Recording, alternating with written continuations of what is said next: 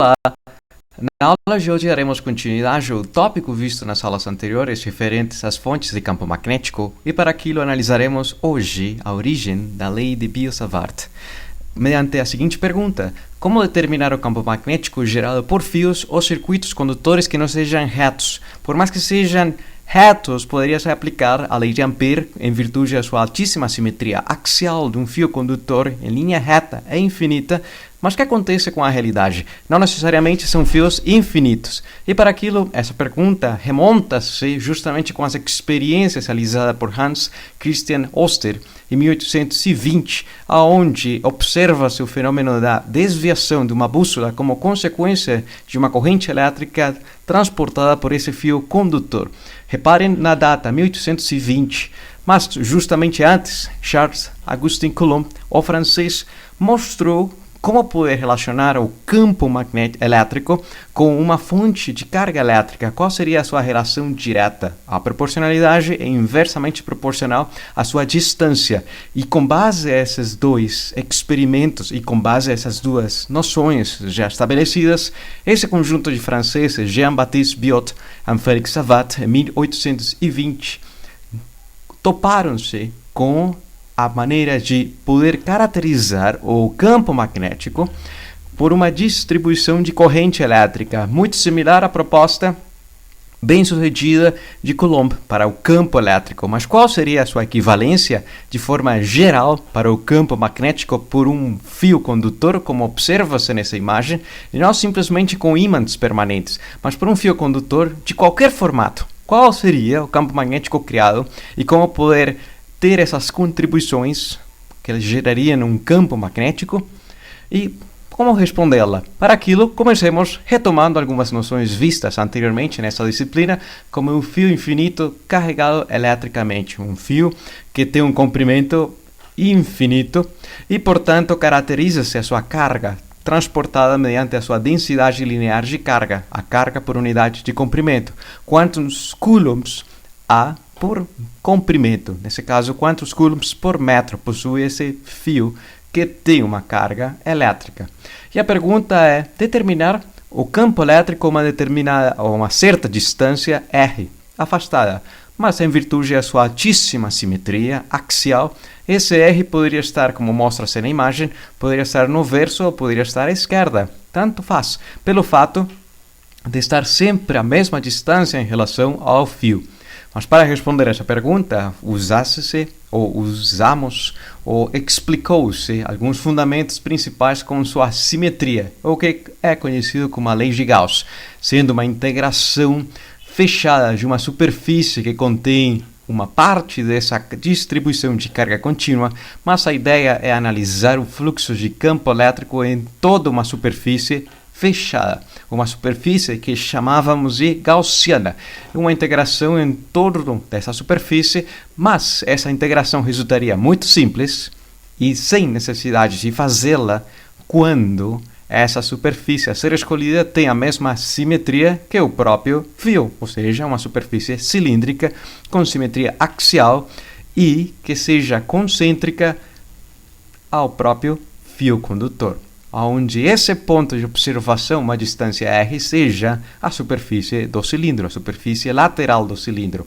E essa superfície abrange uma carga, que não é carga infinita, mas uma porção dessa carga que possui o fio condutor e dividido por ε0, que faz alusão à permissividade elétrica no vácuo, ou seja, tenta caracterizar-se a resistência que o vácuo lhe oferece à interação elétrica ser transportada de uma posição para outra. Por isso chama-se permissividade. Quão permissível será essa interação elétrica ser transferida? E analisando o fluxo nas tampas, define-se anormal como a direção perpendicular à superfície, mas nesse caso o diferencial de área como sendo um vetor diferencial de área, cuja direção é perpendicular à superfície e cujo módulo equivale à área infinitesimal abrangida por essa pequeníssima região, e denota-se para fora pelo fato de ser um volume finito e uma superfície fechada. Também na tampa inferior, e a ideia será analisar o fluxo através das tampas.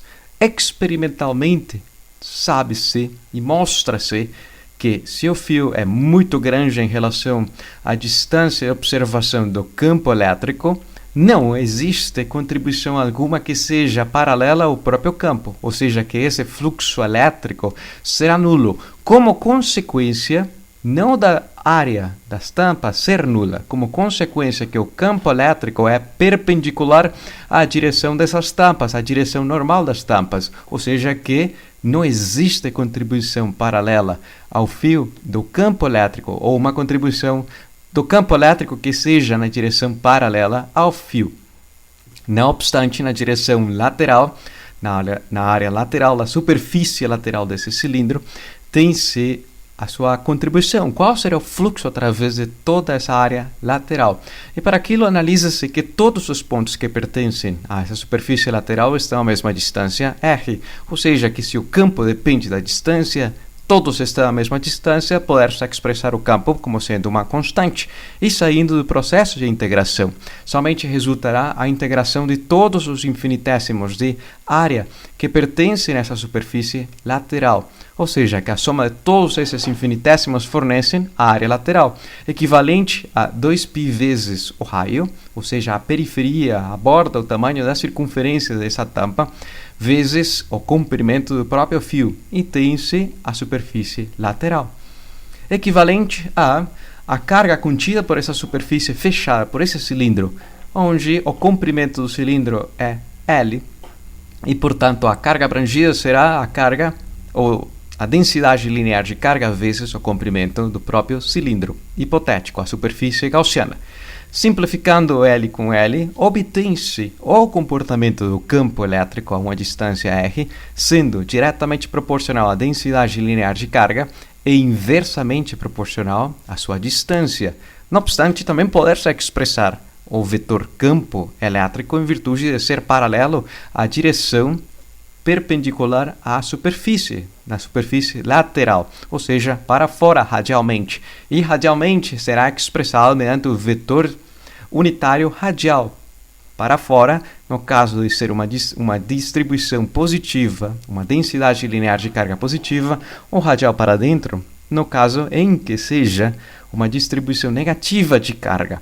Observem essas constantes, 2 vezes π, dividido também por ε0, associado à permissividade elétrica do vácuo. Por outro lado, quando analisas um sistema muito similar, um fio infinito, mas agora transportando corrente elétrica, pode-se aplicar a lei de Ampère, em virtude da sua altíssima simetria. E a ideia da lei de Ampère é fazer um circuito, ou um caminho, ou uma integração, uma contribuição coletiva do campo magnético em todos os elementos infinitesimais desse caminho que é fechado, que é um circuito. Do ponto inicial será equivalente ao ponto final, que representa-se mediante essa integração. A integração desse circuito, sendo equivalente à integração a μ0, sendo a permeabilidade magnética no vácuo, quão permeável será o vácuo para transferir essa interação magnética, por mais que seja vácuo, oferece-lhe ao campo magnético uma determinada resistência, poderia ser interpretada dessa forma, vezes a corrente contida por esse circuito, como observa-se nessa imagem. Mas um circuito bem simplificado em relação a essa simetria, poderia ser essa circunferência bem simplificada, uma simetria axial, pois a pergunta é determinar o campo magnético a uma distância r do fio condutor infinito que carrega uma corrente elétrica aí nesse sentido. Na direção perpendicular representa-se com essa cor mais escura e o circuito está sobre essa superfície perpendicular à direção do fio, fazendo um ângulo de 90 graus justamente nesse vértice. E a ideia será determinar a contribuição do campo magnético em todos os elementos infinitesimais de comprimento, sendo vetores e sendo ambos paralelos, simplifica-se o produto escalar entre ambos os vetores a ser meramente o produto entre seus módulos, pelo fato que ambos estão na mesma direção circunferencial ou na mesma direção tangencial à trajetória. E nesse caso, a lei de Ampère pode se expressar em virtude de ser todos os pontos à mesma distância r do centro, tem-se que o campo magnético será uma constante. todos os pontos nos quais avalia-se essa integração, o campo magnético apresenta a mesma intensidade e resulta a integração de todos os elementos infinitesimais de comprimento sobre esse circuito fechado. Será equivalente ao comprimento do circuito inteiro, ou seja, 2 vezes π vezes o raio, sendo 2π a varredura angular completa em radianos, vezes R, o fator de escala que denota quão grande ou quão pequeno será a circunferência desse círculo, dessa trajetória circular. E equivalente a μ0, a permeabilidade magnética no vácuo, vezes a corrente elétrica abrangida por esse circuito. E quando lhes digo abrangida, poder-se interpretar como a corrente elétrica que perfora a superfície que está abrangindo esse circuito. Nesse caso, a corrente elétrica observa-se que a atravessa essa superfície. E com base nessa última equivalência, expressa-se o módulo do campo magnético como sendo proporcional à corrente elétrica e inversamente proporcional da distância.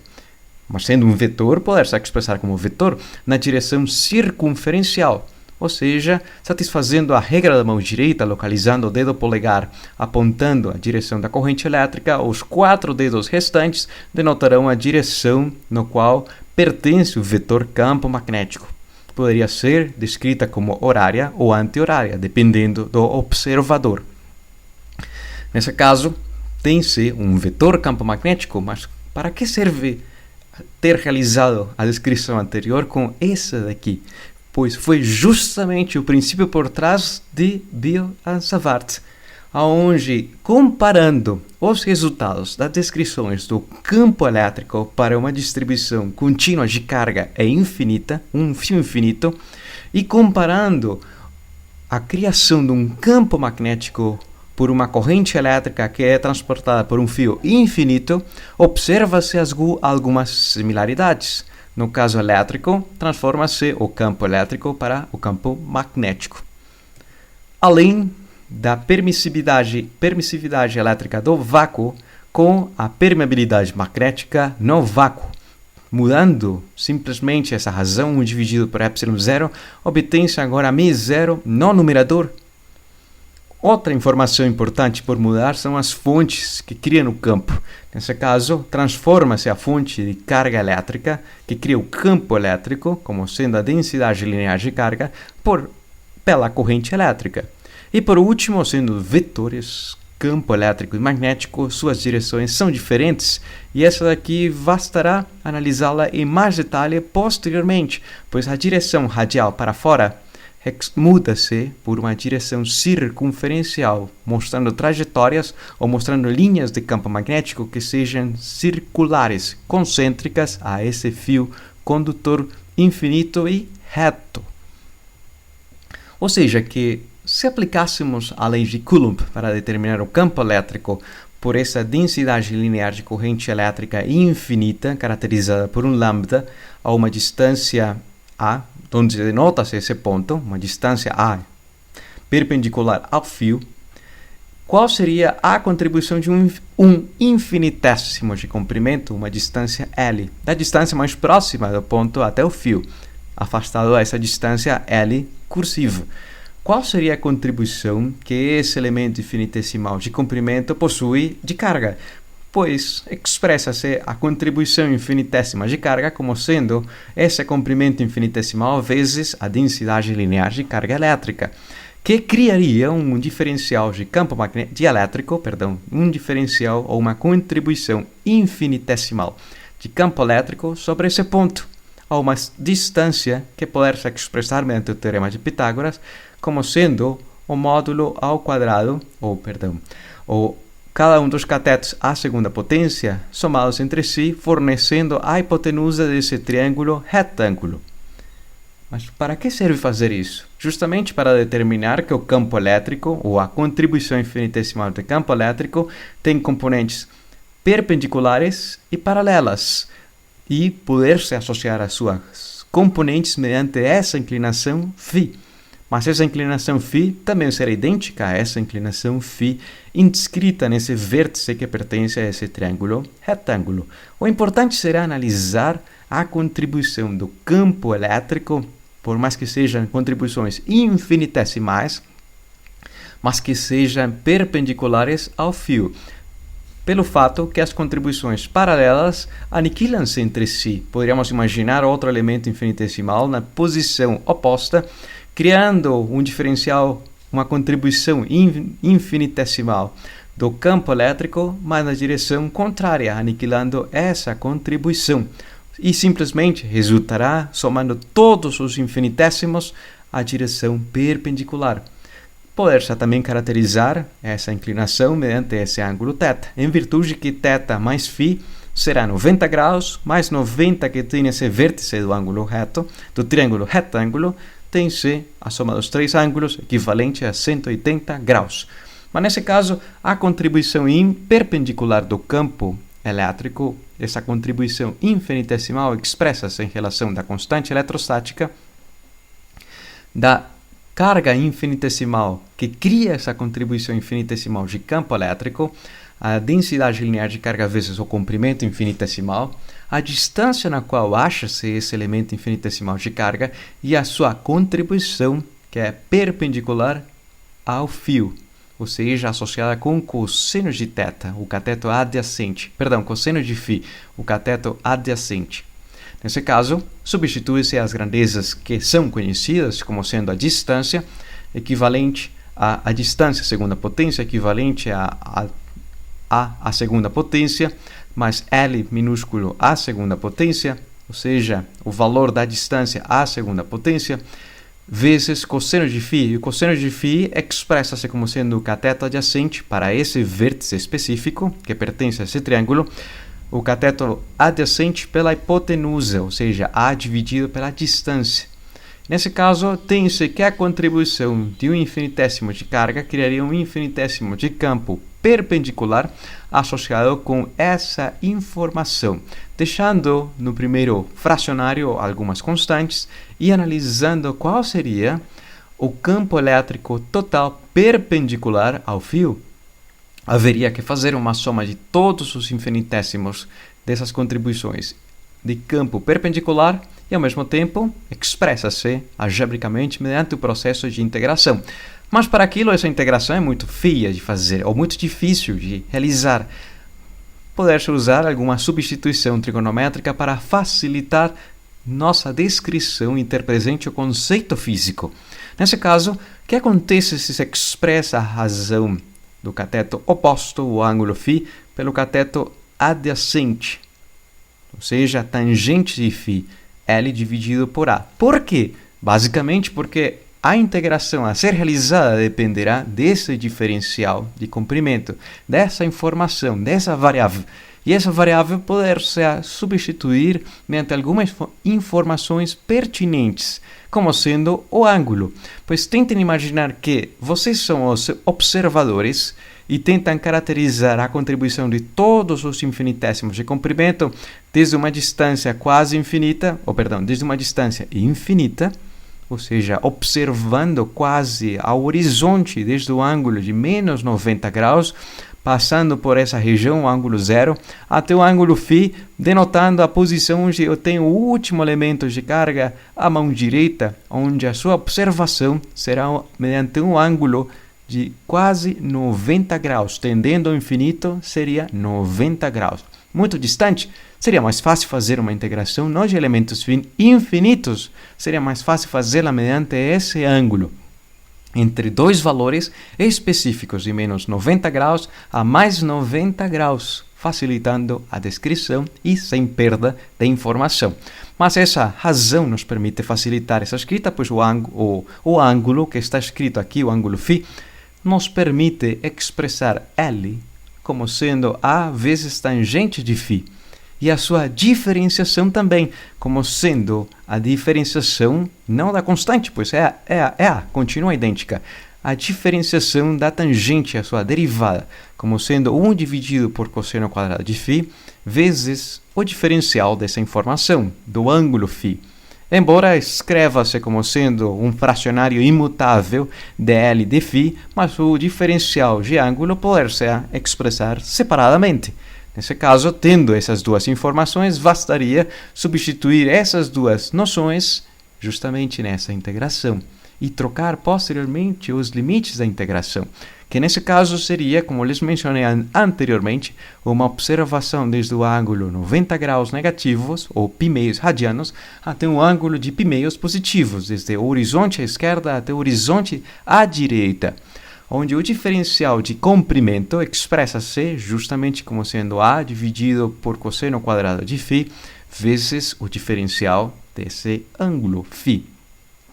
E o denominador, onde, mediante a substituição de L por A tangente de φ, e depois alguns passos algébricos, mostra-se que será equivalente a 1 mais tangente quadrada de φ, tendo presente essa potência.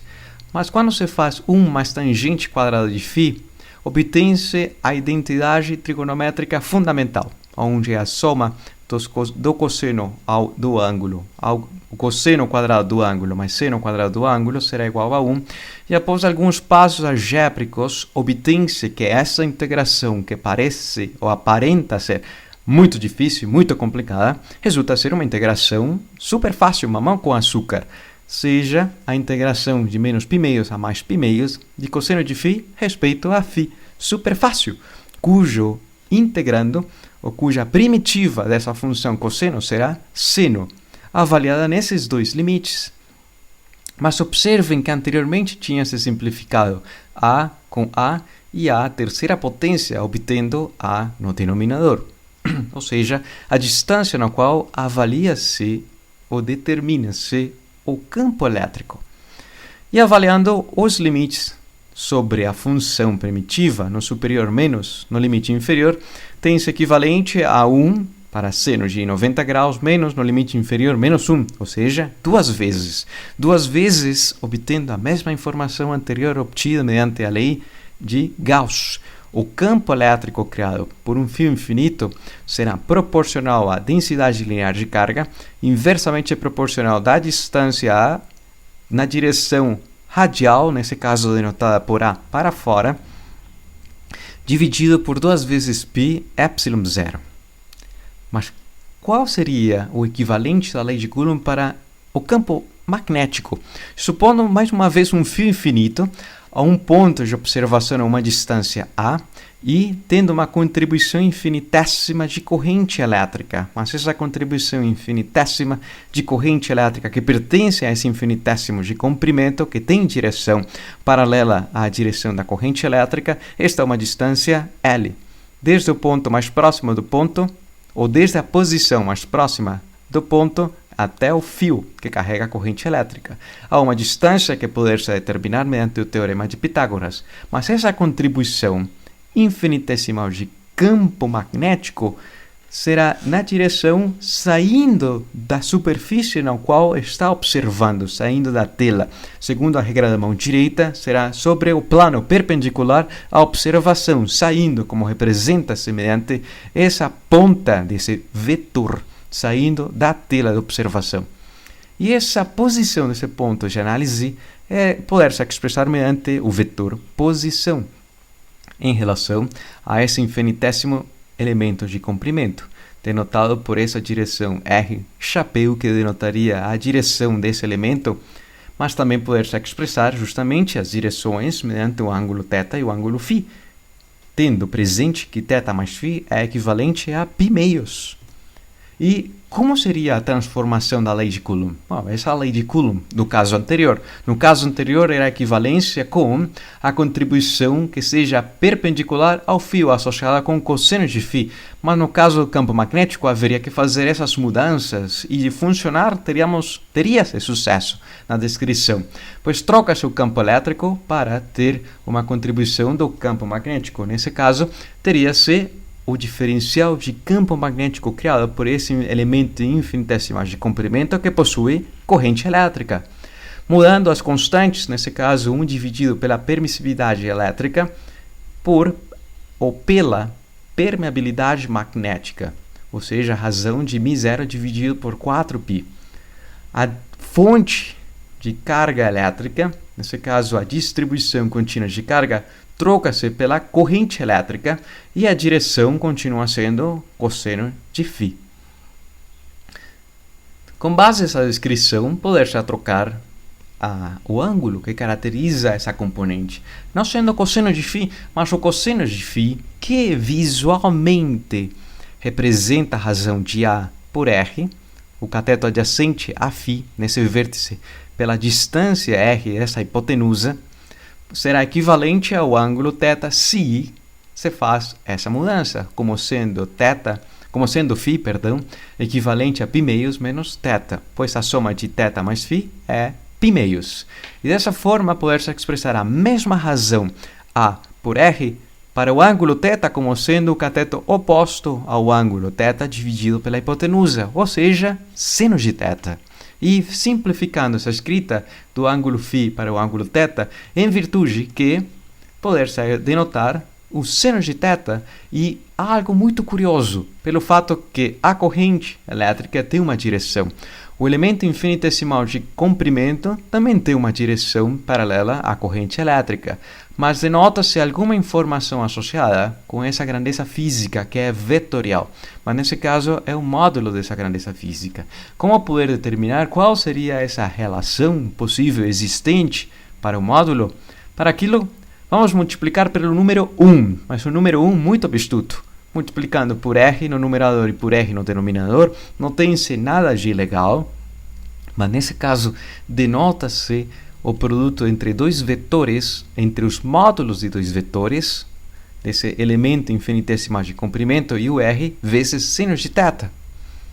E a essa informação que denota-se em módulo, conhece-se como sendo o módulo do produto vetorial. Ou seja, que essa expressão escalar poder-se expressar muito melhor mediante o conhecimento do produto vetorial, que sendo a mesma informação, só que nessa primeira o número, um escalar, e nessa segunda o número e uma direção, ou seja, um vetor. E esse elemento infinitesimal de campo magnético que possui uma direção perpendicular a esse plano saindo da imagem, tem essa direção associada com esse produto vetorial entre o elemento infinitesimal de comprimento e o vetor R.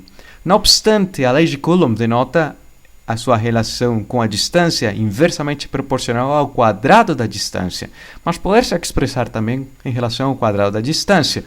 Tendo presente e satisfeita essa direção, agora será circunferencial, expressando o elemento infinitesimal de campo mediante esse produto vetorial. Agora sim, voltando, poder-se expressar em relação ao quadrado da distância, inversamente proporcional da distância, e é o que conhece-se como sendo a lei de Biot-Savart, onde R, chapéu, é o vetor unitário que denota a direção radial. Radial que acompanha essa mesma direção, desde o elemento infinitesimal de comprimento que carrega a corrente elétrica até o ponto de observação. Tendo presente essa informação que está aqui, esse vetor unitário, que se expressa como o vetor R dividido pelo seu próprio módulo, resultando na sua própria direção. E como aplicar a lei de Biot-Savart? Para aquilo, justamente haveria que ter o sucesso gigantesco de James-Baptiste Biot e Félix Savart, que em 1880 obteram essa lei tão fundamental para determinar a contribuição de campo magnético por uma distribuição de corrente elétrica que não seja um fio infinito, que seja um circuito que poderia ter outro formato. Não obstante, há que fazer um processo de integração muito complicado, que hoje em dia, para dias de hoje, temos que é o contrário. Deseja-se ter um campo magnético cujo comportamento seja estabelecido, e a ideia é tentar, mediante métodos computacionais, modelar qual será o circuito de corrente elétrica que cria esse campo magnético desejado. Mas sendo assim, vamos a calcular o fio infinito. Qual será o campo magnético criado por um fio finito, a uma determinada distância do seu centro, esse fio que carrega uma corrente elétrica de comprimento L, em relação ao seu centro a uma distância A. Qual será essa contribuição infinitesimal de corrente elétrica associado por esse elemento infinitesimal de comprimento será equivalente a esse vetor que é paralelo à direção da corrente elétrica, onde esse elemento infinitesimal de comprimento carrega a corrente elétrica I na direção paralela, como denota-se nessa imagem. I que está a uma distância L em relação ao seu centro e afastado uma distância que pode ser expressada mediante o teorema de Pitágoras, criando uma contribuição infinitesimal de campo magnético cuja direção é perpendicular ao plano, satisfazendo a regra da mão direita. E aplicando a lei de Biot-Savart, teria que expressar-se esse produto vetorial, que seria o mais complicado. Mas o mais complicado em alguns casos, pois nesse específico simplifica-se pelo fato da simetria que possui. Para aquilo, expressa-se o vetor distância mediante o módulo equivalente ao teorema de Pitágoras desse triângulo retângulo na direção R-chapéu. E esse vetor unitário R-chapéu seria essa contribuição essa contribuição observada nessa imagem, um vetor de módulo 1 unitário. Simplesmente denota a direção do ponto no qual se deseja determinar o campo magnético em relação a esse elemento infinitesimal de comprimento. E dessa forma tem-se que o ângulo entre ambas direções, será equivalente ao ângulo θ.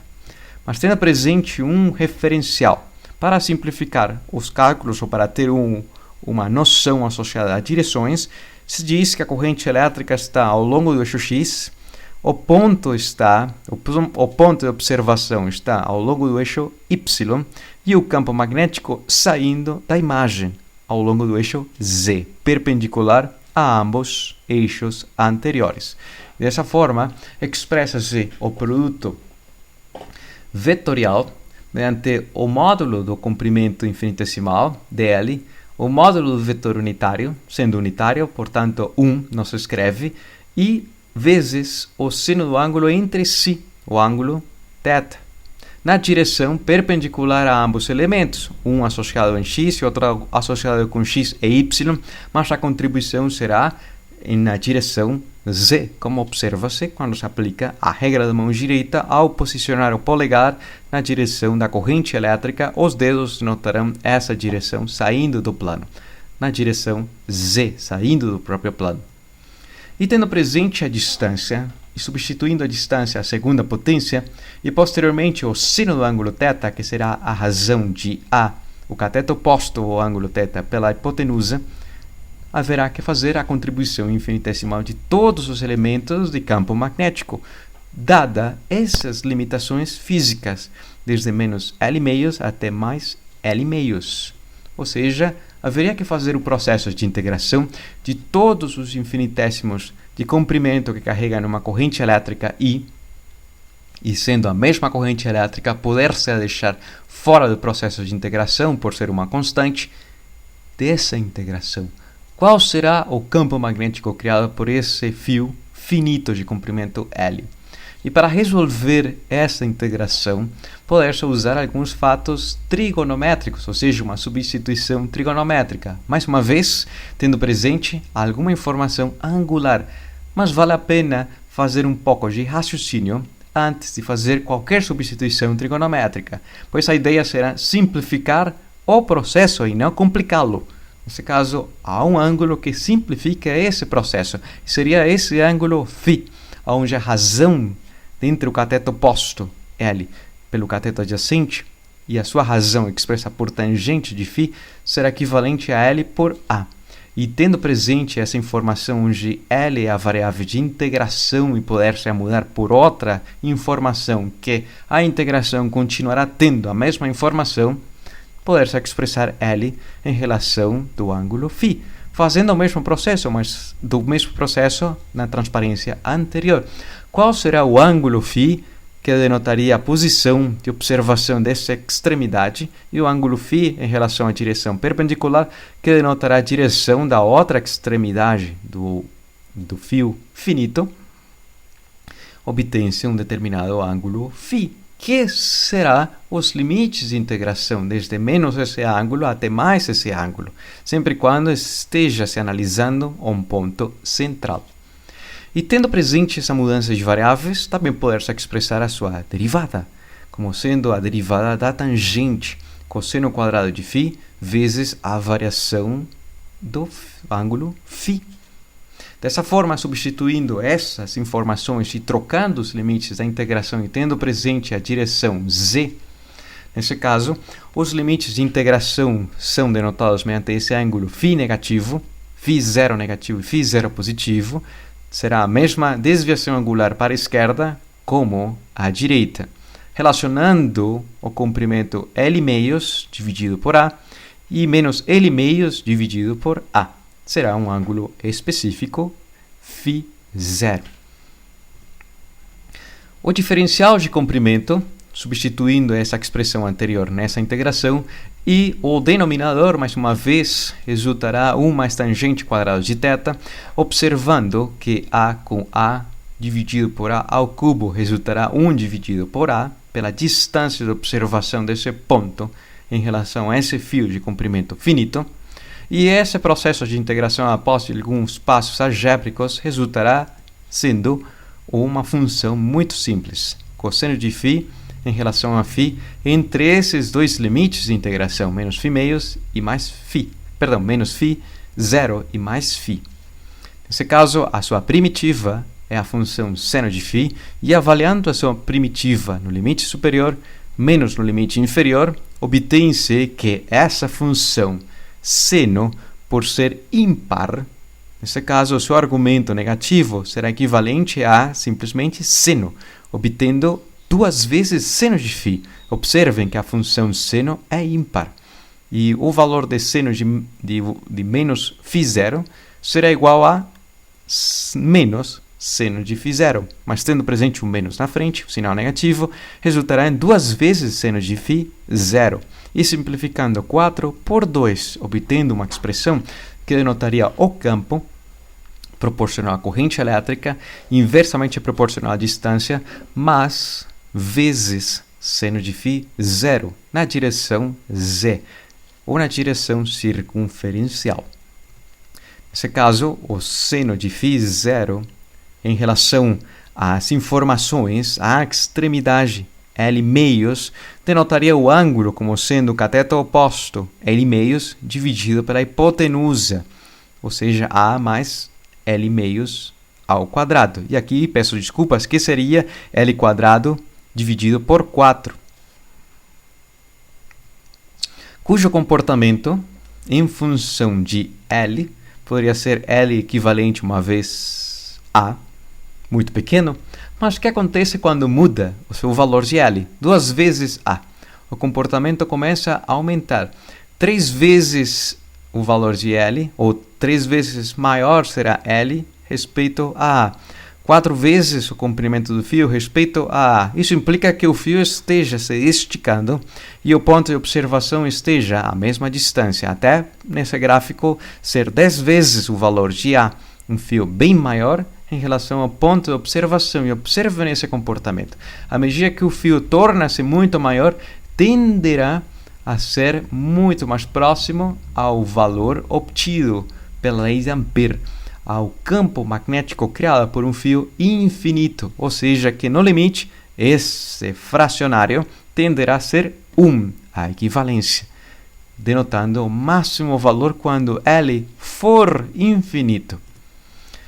E outro caso de análise é o que conhece-se como uma espira de corrente, um anel que transporta uma corrente elétrica nesse sentido, e esse anel tem um tamanho relacionado com esse ângulo, por esse raio R maiúsculo. Qual será o campo magnético? Por simplificar os cálculos, qual será a contribuição do campo magnético sobre um ponto que esteja a uma determinada distância do seu centro, do seu eixo de simetria? E para aquilo denota-se um referencial, rigorosamente, onde tem-se o eixo x e y perpendiculares ao eixo z, ou seja, que o ponto está a uma distância z. E para aquilo, haverá que aplicar a lei de Biot-Savart, considerando algum elemento infinitesimal de infinitesimal de comprimento, que carrega uma corrente elétrica I, que a corrente elétrica passa por essa espira condutora. e esse elemento infinitesimal de comprimento pode-se associar a sua direção para ser paralela à direção da corrente elétrica. E dessa forma, tem-se que esse elemento está a uma distância r, uma distância denotada por esse vetor, cuja direção representa-se mediante o vetor unitário r chapéu, que nessa imagem talvez não se enxergue com clareza, mas ambos vetores, o elemento infinitesimal de comprimento e o vetor unitário, são perpendiculares.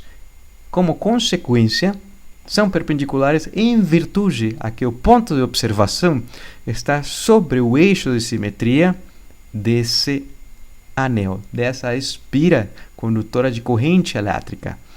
Não se observa nessa imagem, mas poder-se mostrar que são perpendiculares. E dessa forma cria-se uma orientação entre ambos vetores, ou entre ambas direções.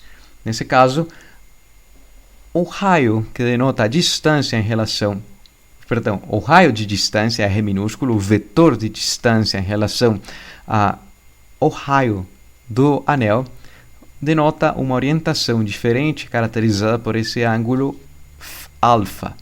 E dessa forma, teria-se como caracterizar o elemento infinitesimal de campo magnético associado a essa contribuição infinitesimal de comprimento que carrega uma corrente elétrica sobre esse ponto. Mas não é o único elemento infinitesimal de comprimento, são muitos que estão em toda essa circunferência e denotando todos os vetores cujas pontas sejam concêntricas a esse elemento, a esse ponto, e finalizem em torno dessa circunferência, que se observa em perspectiva. Ou seja, que algumas contribuições cancelam-se e outras contribuições corroboram-se ou fortalecem-se. Nesse caso, a direção que é paralela ao eixo Z contribui-se e as direções transversais do eixo Z aniquilam-se, pois de assumir outro elemento circunferencialmente oposto nessa posição, criaria um diferencial de campo magnético sobre o ponto que aniquile a contribuição transversal desse elemento infinitesimal de campo magnético. Ou seja, que haverá que analisar a contribuição ao longo do eixo Z. E nesse caso, qual será o elemento infinitesimal de campo magnético ao longo do eixo Z? Para aquilo, denota-se a expressão da lei de Biot-Savart como sendo a constante μ0, a permeabilidade magnética no vácuo, dividido por 4π, vezes a corrente elétrica, ou seja, fazendo o produto vetorial, a corrente elétrica, o elemento infinitesimal de comprimento a uma determinada distância, e em perspectiva, por mais que quase não se enxergue o mesmo ângulo alfa, será equivalente a esse mesmo ângulo alfa que faz o elemento infinitesimal de campo magnético em relação ao eixo Z. Nesse caso, será a componente paralela ao eixo Z, denotada mediante a razão trigonométrica cosseno de alfa. E esse cosseno de alfa, essa mesma informação, poder-se expressar muito melhor como sendo dentro desse triângulo retângulo, que o raio R em relação ao eixo Z são perpendiculares, ou seja, que cosseno de alfa será R dividido pela distância. R dividido pela distância, e sendo essa distância ao quadrado e essa distância, resultará 3/2 dessa informação. Mas essa contribuição infinitesimal de campo magnético ao longo do eixo Z, que será o campo total ao longo do eixo Z, haverá que somar todos esses infinitésimos e obtendo a contribuição de todos os elementos infinitésimos de comprimento que pertencem a essa circunferência, ou seja, a circunferência completa, pois as outras informações são constantes, estão à mesma distância e transportam a mesma corrente, pertencem ao mesmo anel ou à mesma espira de corrente. Nesse caso, obtém-se que o campo magnético resultante, após multiplicar por 2 vezes π vezes o raio, tem-se o raio à segunda potência e esse comportamento. O campo magnético, em qualquer ponto que pertença a esse eixo axial concêntrico dessa espira de corrente elétrica, dependerá da distância. Mas esse comportamento é um pouco difícil de analisar, a menos que se faça um gráfico onde a maior intensidade do campo magnético acontece justamente num ponto central, a menor distância de todos os elementos infinitesimais de comprimento até o ponto de observação sobre justamente o centro da espira. E essa maior intensidade será equivalente a μ0 dividido por R, somente R. Pois se descer z igual a zero, obtém-se R ao cubo e R à segunda potência. Ao longo do eixo Z, essa será a maior intensidade. À medida que aumenta o ponto, sendo uma vez o raio, duas vezes o raio, e na escala dos raios, diminuirá em relação à distância, apresentando esse comportamento de intensidade. Mas o que aconteceria se não fosse esse ponto central? Porque um ponto central é muito bonito, mas se fosse outro ponto quaisquer? A resposta está associada com uma implicação puramente matemática. O processo de integração não resultará tão fácil, mas poder-se fazer. Não obstante, notém-se outra informação física nova. O comportamento do campo deve satisfazer o comportamento associado com a regra da mão direita relacionada com a direção dessa corrente elétrica. Mas é rica, só que não entraremos em complicações referentes ao processo da integração. Não obstante, numericamente, poder-se fazer essa integração e obtém-se justamente, ou analiticamente obtém-se essa integração e numericamente representa-se a intensidade dos vetores campo magnético em um arranjo retangular de pontos, onde tem-se a corrente elétrica nesse sentido anti-horário e o campo magnético fazendo os vórtices em relação a esse eixo, ou seja, somente representando um plano que passa justamente pelo centro do anel, da espira de corrente elétrica. Não obstante, essa representação aparentemente mostra-se muito bagunçada, desorganizada, portanto é melhor representar a sua intensidade mediante o brilho dos vetores e os vetores em um tamanho determinado. Dessa forma, facilita-se a sua compreensão da intensidade. O campo magnético faz giros em relação a pontos mais próximos à espira, mas em respeito ao seu centro será nessa direção e respeito a outro ponto será nessa direção. E para que serve analisar um sistema simples, alheio do nosso dia a dia? Basicamente porque tem relações com uma molécula ou um conjunto de moléculas aromáticas, o que conhece-se como os anéis aromáticos, o benzeno. O benzeno é quase um plano, mas quando estimula-se esse benzeno, ou essa molécula de benzeno, ou um conjunto de moléculas de benzeno com um campo magnético externo, há um alinhamento dessa molécula em relação à direção do campo magnético, onde os elétrons na ligação π, os elétrons que aparentemente estão mais livres, começam a girar e esse giro de mudança de localidade de posições dentro dos átomos de carbono criaria uma corrente de elétrons π.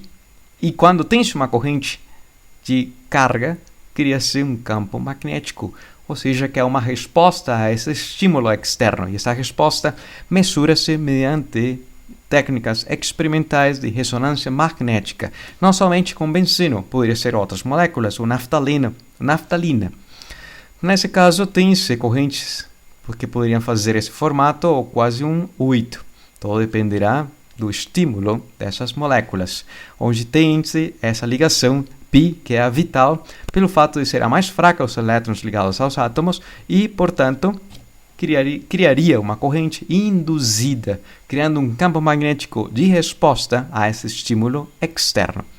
Com base nessa explicação desse modelo mais complicado, mas tendo presente os anéis, finalizamos a aula de hoje e nos vemos numa próxima.